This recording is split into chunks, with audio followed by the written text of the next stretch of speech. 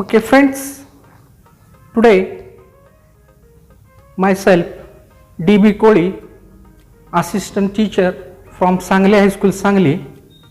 Today we are going to study a English chapter named The Alchemy of Nature. You are the student of standard 10th, so we are going now on online lecture of 3.5, this Alchemy of the Nature. Dear friends, we know that today's technology has so developed and we are going to very touch up with this technique. So we are using this technique in our daily life, in our education and in various sectors.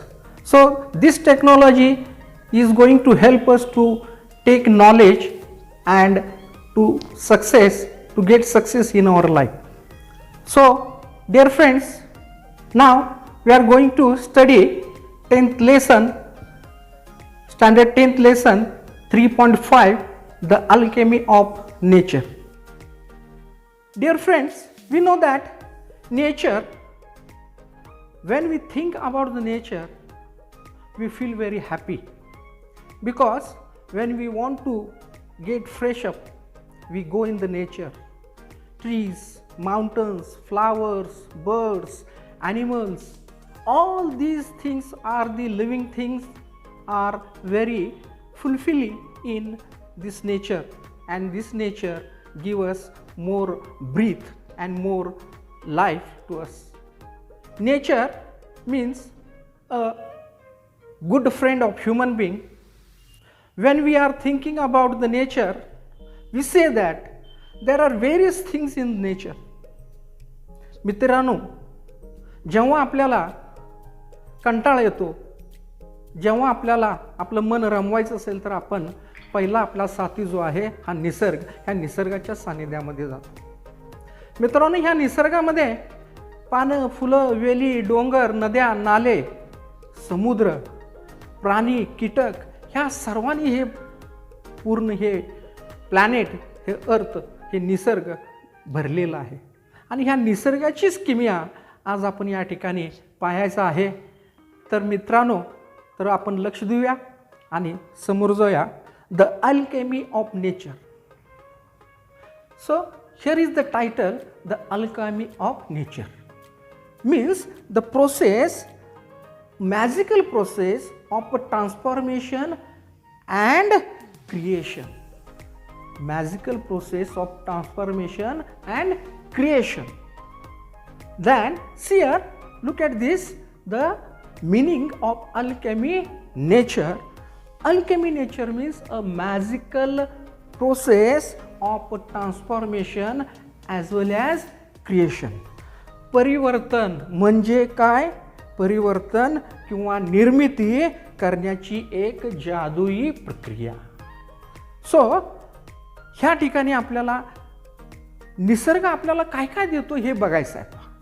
बघा, role of nature. Role of nature इथं काय? Nature provides us shelter for animals as well as human beings. It suits our natures us. It fulfills our motivations. It teaches us. It gives us many things. It whispers also. It commands also. It motivates also. Everything is in the role of nature. So here we say that nature is the best teacher. Nature is the best teacher. निसर्ग हा आपला चांगला गुरु आहे, असं आपल्याला पूर्वजापासून आपल्याला लोक सांगत आलेले आहेत, आपल्याला माहिती आहे. मग हे नेचर बेस्ट टीचर म्हणजे काय? काय काय निसर्ग हा गुरु आहे म्हणजे काय? तर निसर्ग बघा आपल्याला काय काय शिकवतो. टीचिस शिकवतो तो. कमांड्स आपल्याला आज्ञाही करतो. मोटिवेट्स आपल्याला प्रेरणा देतो. इन्स्पायर्स आपल्याला पुढे चल, मी तुझ्या बरोबर आहे अशी आपल्याला शाबासकीची थापसुद्धा तो देत असतो. नरेचर्स आपली काळजी घेतो. त्याच्यानंतर तो कुजबुजतोही. तो फुलफिल्स करतो, आपले ड्रीम्स फुलफिल्स करतो, मोटिवेट्स करतो, इन्स्पायर्स करतो. आणि ह्या सगळ्या गोष्टी कोण करत असते? गुरु करत असतो. आपली आई आपल्याला मोटिवेट करत असते, आपले पालक आपल्याला मोटिवेट करत असतात, त्याचबरोबर आपले गुरुजनसुद्धा आपल्याला मोटिवेट करत असतात. आणि तशाच पद्धतीनं निसर्गसुद्धा आपल्याला मोटिवेट करतो, प्रबलन देतो, शाबासकी देतो आणि पुढे चल असे आपल्याला So, look at these following things. Now we have stated that there are many things in nature.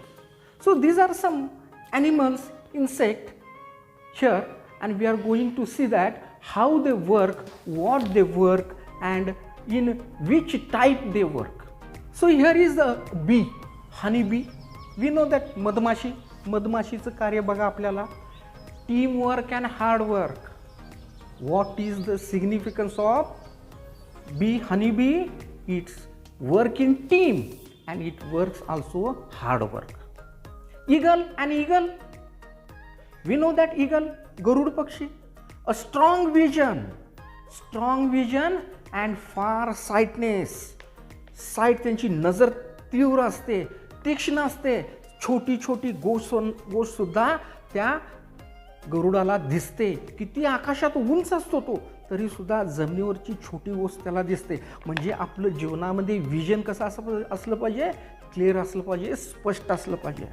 A creeper, माहिती आहे का क्रीपर तुम्हाला? वेल, जमिनीवरती वेली असतात बघा, निसर्गामध्ये आपल्याला छोट्या मोठ्या वेली असतात. त्यांची साईज बघितलं तर ह्या करंगळी एवढी साईज आहे मित्रांनो, परंतु त्यांना लागलेलं जे फळ आहे त्यांच्या वजनापेक्षा मोठं आहे. म्हणजेच काय की त्या वेलीकडं ताकद आहे, ती ताकद पेलण्याची त्याच्याकडं माहीत आहे त्या वेलीला की आपण ही ताकद पेलू शकतो, म्हणून त्याच्या वजनापेक्षा जास्त फळ त्याला असते. दुसरे रिव्हर, नदी. दुसरं रिव्हर, नदी. आता ही नदी आपल्याला माहीत आहे, go with flow, face to every calamities. तिचा कधी वेग मंदावलेला नाही मित्रांनो नदीचा, आणि तिच्या वाट्यामध्ये ज्या ज्या गोष्टी येतात त्या सगळ्यांना ती घेऊन जात असते. ही किमया कशाची आहे? निसर्गाची आहे. नेचर मीन्स हिअर नेचर, जादुई प्रक्रिया हे निसर्गाची आहे. दुसरा आहे रेनफॉल. रेनफॉल पावसाचा. डेडिकेशन, रेनफॉलचं जे काम करायचं आहे ते मनसोक्त करायचं. बघा पाऊस जरा इथं जरा किंवा मी नाही आज येणार असं काय म्हणतो का पाऊस? नाही, तो पडायला लागला की त्याचा आनंद सगळ्यांना होतो. तसंच डेडिकेशन. आणि सन, सूर्य, सूर्याचं उदाहरण आपल्या समोर आहे. Light up with lives of others. Light up in the lives of others. दुसऱ्याच्या जीवनामध्ये प्रकाश देण्याचं काम करतो, एनर्जी देतो, दुसऱ्यांना ताकद देतो, दुसऱ्यांना त्याची मदत होते. असा हा सूर्य, सन, आपण ह्या निसर्गाच्या किमयामधले हे थोडे प्रकार आपण पाहिलेले आहोत. Okay, let's start the lesson. William Blake, very famous poetess writer, has said that to see a world in a grain of sand and a heaven of wildflower, to see a world in a grain of sand and a heaven in a wildflower, hold infinity in the palm of your hand and eternity in an hour. म्हणजे मित्रांनो William Blake काय म्हणतो पहा की निसर्गाची किमया कशी आहे बघा, निसर्गाचा चमत्कार कसा आहे पहा. एका वाळूच्या कणात साऱ्या विश्वाचे दर्शन होते. एका वाळूच्या कणामध्ये सारे विश्वाचे दर्शन होते आणि एका रानटी फुलातही स्वर्गाचा आभास होतो. एका रानटी फुलातही स्वर्गाचा आभास होतो. हातांशी इवलीशी ओंजळ अमर्यादा आहे असे वाटते. हाताशी इवलीशी ओंजळ अमर्यादा आहे असे वाटते. आणि एका तासातही शाश्वत कळाप्रमाणे भासत असतो. एका तासही शाश्वत काळाप्रमाणे भासत असतो. म्हणून विल्यम ब्लेक ह्या ठिकाणी आपल्याला ही कोटेशन त्याचं मुद्दामनं दिलेलं आहे. So let's see that what we are going to learn here. We will start this reading passage. We instinctively turn to our outdoor activities and nature as a way of relaxing and enhancing our well-being. Nature soothes and nurtures, nature fulfills and motivates, nature whispers and commands. Are you listening? When I do, it leaves me in complete awe. आता या ठिकाणी AWE याचा अर्थ बघा, AWE. What is the meaning of awe? A feeling of respect with wonder. A feeling of respect with wonder. And instinctively means by natural instinct, नैसर्गिकरित्या. Instinctively म्हणजे नैसर्गिकरित्या एक natural instinct. So when I do, it leaves me in complete awe. We have a hibiscus plant in our garden. Every fortnight a flower blooms on it, big, bright and tender. Through the day it smiles with the sun and dances with the wild. But as evening approaches, it starts wilting. The morning after, it winters completely, and by evening it falls and becomes one with the earth again. The flower comes to life only for a day, yet it does so in full splendor. What if we too live in our life, however short, to its fullest? Here the word is wilting, WILTING.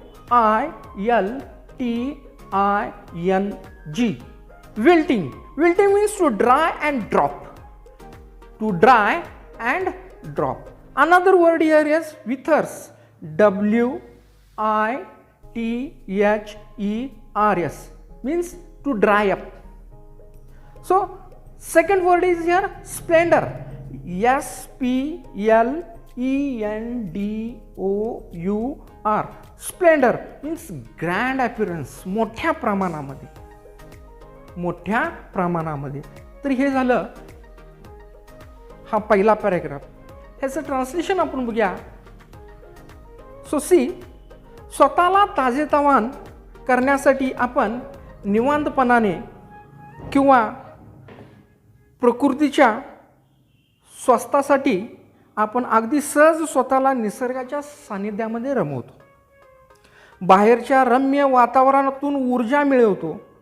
निसर्ग आपल्याला दिलासा देतो, खुलवतो, फुलवतो, आपल्या गरजा पूर्ण करीत असतोच. तसेच आपल्याला स्फूर्ती देत असतो. निसर्ग आपल्याशी हितगुज करतो आणि आज्ञाही करतो. कधी ऐकलंय का तुम्ही? ह्या गोष्टी आपण निसर्गामध्ये छोट्या छोट्या गोष्टी ह्या आपण पाहत असतो. म्हणून तो काय म्हणतो, मी ते निसर्गानं सांगितलेलं आहे. जेव्हा निसर्ग ऐकतो तेव्हा स्मितमत होतो. आमच्या बागेत एक जास्वंदीचं झाड आहे. दर 15 आठवड्याने त्याला एक फूल येते. मोठे, तजेलदार आणि नाजूकसे सूर्यकिरणामध्ये ते दिवसभर खुलून हसते आणि वाऱ्याबरोबर डोलते सुद्धा. पण जशी जशी सायंकाळ होत जाते तसे ते कोमेजू लागते. दुसऱ्या दिवशी सकाळी ते अगदी सुकून जाते आणि संध्याकाळपर्यंत गळूनही पडते आणि पुन्हा मातीत मिसळून जाते. ते फूल फक्त एक दिवसाचं आयुष्य घेऊन येतं, तरीही ते पूर्ण चैतन्याने भरलेलं असतं. आपणही आपल्या आयुष्य किती छोटे का असेना तरी असेच परिपूर्णतेने जगायला हवे असं लेखक या ठिकाणी आपल्याला सांगितले.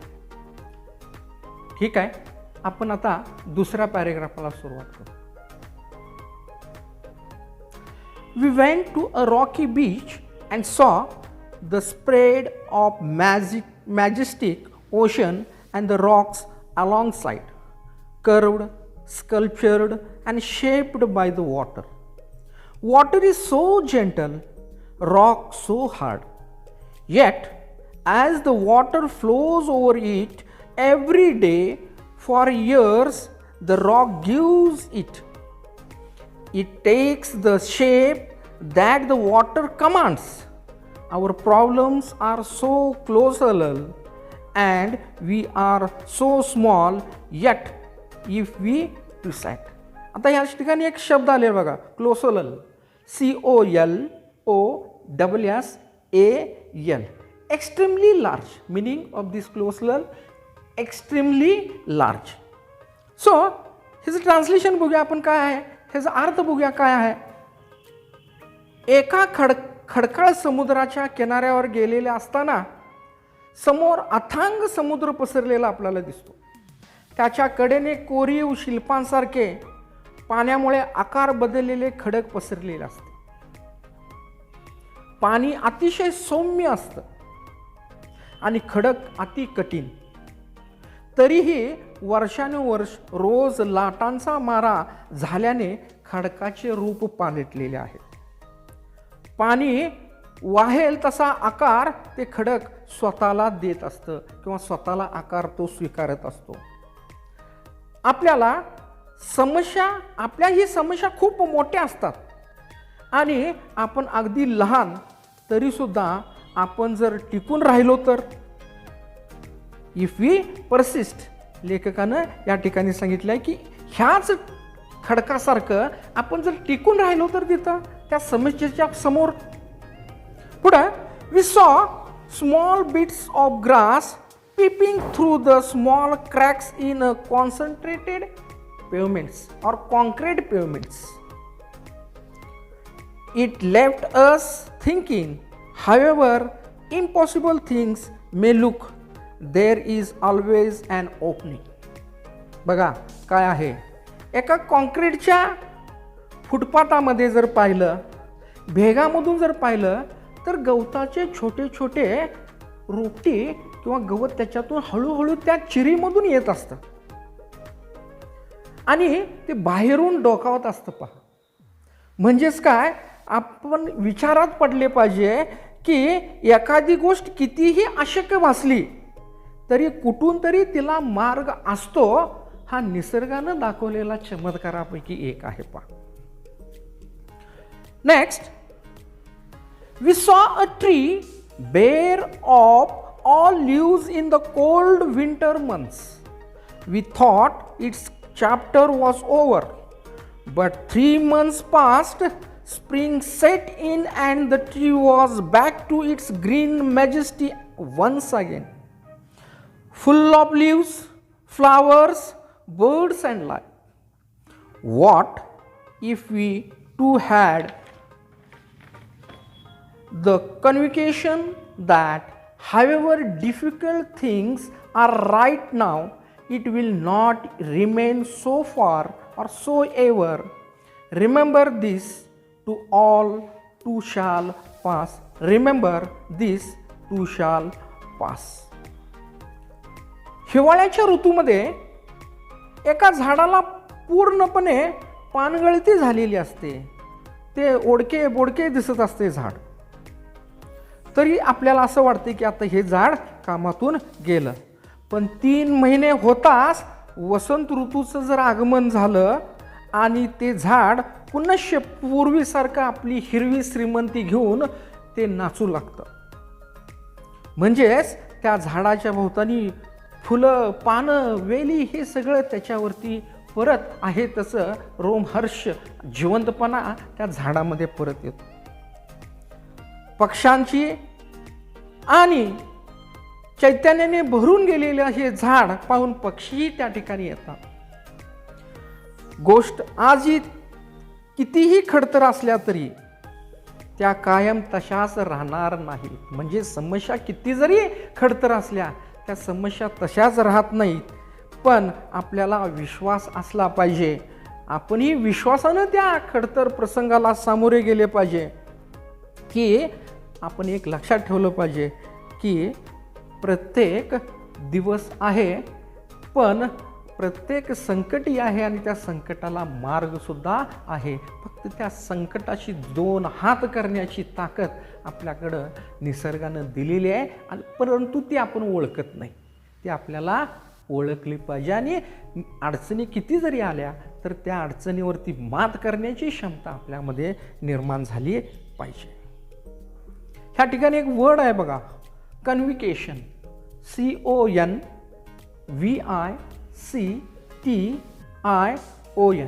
कन्व्हिकेशन म्हणजे स्ट्रॉंग बिलीफ. स्ट्रॉंग बिलीफ, विश्वास. कसा? मोठा विश्वास निर्माण असणं आपल्यामध्ये गरजेचं आहे. Okay friends, now we have completed first 4 paragraphs from starting warming up to 4th paragraph. In this 4 paragraphs, what we have learned that nature is the best teacher, what things nature gives us, how he stands with us, how he helps us in many ways and many difficult times. Nature helps us. आपण निसर्ग आपल्याला किती काय काय मदत करतो हे आपण बघितलेलं आहे. निसर्ग कसा गुरु आहे आपला, निसर्गाची मदत आपल्याला कोणत्या कोणत्या पद्धतीनं होते हे बघितले. त्याच्यामध्ये आपण हनीबीचं उदाहरण घेतलं, ईगलचं उदाहरण घेतलं, क्रीपर वेलींचं उदाहरण घेतलं, द रिव्हरचं उदाहरण घेतलं, रेनफॉलचं उदाहरण घेतलं, सनचं उदाहरण घेतलं, आणि ह्यांची ही निसर्गातली हे जे घटक आहेत ह्यांचं काम कसं चालू आहे, ते कशा पद्धतीनं काम करतात हे सुद्धा आपण पाहिलं आहे. ह्या ठिकाणी हेबिस्कसचं उदाहरण आपल्याला रायटरनं दिलेलं आहे. The writer has given an example of best hibiscus flower that when in the morning when it is fresh, it looks happy, it gives happiness to everyone, and when the sun is going to sunset, then the flower also comes slowly down, and after it goes into the mud. Means it lives for only one day. But how it lives? It lives happily, strongly, and having confidently. So, तशाच पद्धतीनं हा जो निसर्गातला चमत्कार जो आहे ह्या लेखकानं हेबिस्कसचं उदाहरण देऊन आपल्याला सांगितलेलं आहे. अशा वेगवेगळ्या गोष्टी आपल्यासमोर आहेत की समुद्राचं उदाहरण दिलेलं आहे, समुद्राच्या खडकांचं उदाहरण दिलं आहे. समुद्र किती हजारो वर्ष त्या खडकांना धडकत असतो, आणि समुद्राचं पाणी जसं आकार त्या खडकांना देतं तसं तो आकार ते धारण करत असतं, पण तो त्या लाटांना भिवून कधी खडक बाजूला जात नाही. तसंच आपल्या ह्या ज्या समस्या आहेत, ह्या जीवनामधल्या ज्या येणाऱ्या अडचणी आहेत, संकट आहेत, ह्याला सुद्धा आपण सामोरे गेलं पाहिजे. हे संकटापासून पळून जाता कामा नये, संकटाला तोंड दिलं पाहिजे. आणि ह्या संकटाच्या समोर राहिल्यानंतर रायटरनं आपल्याला सांगितलं आहे की प्रत्येक संकटाला एक मार्ग आहे. Every problem has a solution. Okay friends, in the next episode we are going to see the last paragraph and English workshop. Before this, you have to complete the margin questions. You have to write all the difficult words in your notebook and meaning of those words, as well as you have to read this lesson for 2 times loudly. That you will understand all the questions as well as the summary of the lesson. Now in next episode we will start the last paragraph and all English workshops. Okay, thank you.